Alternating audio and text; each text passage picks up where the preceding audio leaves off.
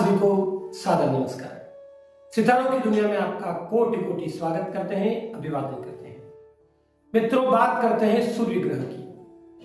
जिनकी कुंडली में सूर्य ग्रह कमजोर है, किसी विद्वान ज्योतिष जी ने कहा है कि आपकी कुंडली में सूर्य प्रथम भाव में है, छठे भाव में है, आठवें भाव में है, द्वादश भाव में है या नीच राशि में है, तो ऐसे हम क्या उपाय कर सकते हैं जिससे हमारे सूर्य से संबंधित मिलने वाले लाभ हमें जो नहीं मिल पा रहे हैं वो पूरी तरह मिल जाए।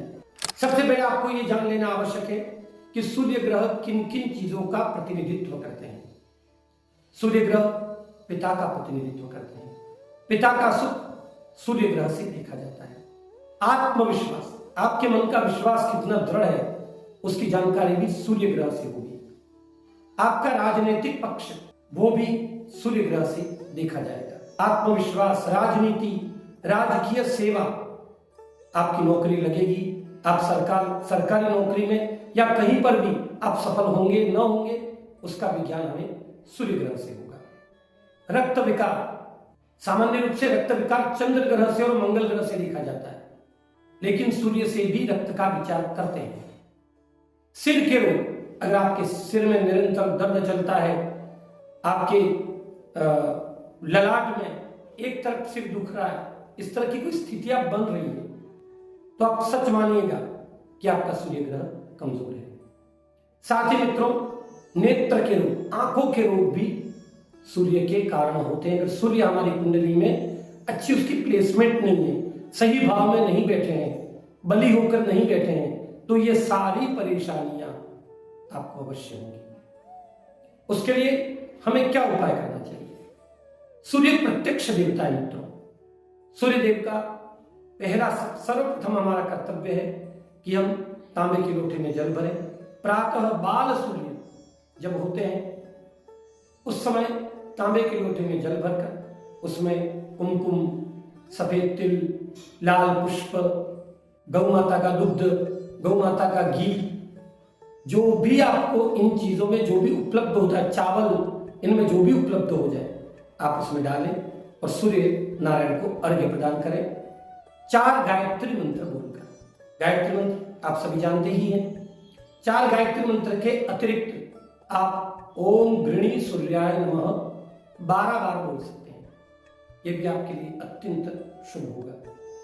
सूर्य देवता को जब जल आप प्रदान करें तो आपके दाहिने पैर की एड़ी ऊंची होनी चाहिए। बायां पैर जमीन पर, दाहिने पैर की उंगलियां भी जमीन पर, लेकिन एड़ी ऊंची रहेगी और धारा खंडित होनी चाहिए। आप खंडित धारा डालें। जलाभिषेक महादेव पर करते हैं ऐसा नहीं, खंडित धारा आपको करनी है और उस धारा में सूर्य नारायण के दर्शन करना है। एक तो ये उपाय प्राथमिक करना ही चाहिए। इन चीजों में जो चीजें उपलब्ध हो वो डालकर आप करें। इसके अतिरिक्त नौकरी चाहने वाले, जिनको नौकरी नहीं मिल पा रही, चाहे वो प्राइवेट नौकरी हो चाहे सरकारी नौकरी हो, आप वहीं सूर्य नारायण के सामने खड़े होकर आदित्य हृदय स्तोत्र का पाठ करें। अगर आपको ऐसे नहीं आता है, आप पढ़ने में संस्कृत आपसे नहीं पढ़ी जा रही, आप YouTube से चला दीजिए, मोबाइल पर चला दीजिए और हाथ जोड़कर खड़े हो जाइए, तो भी उसका पूरा आपको फल मिलेगा।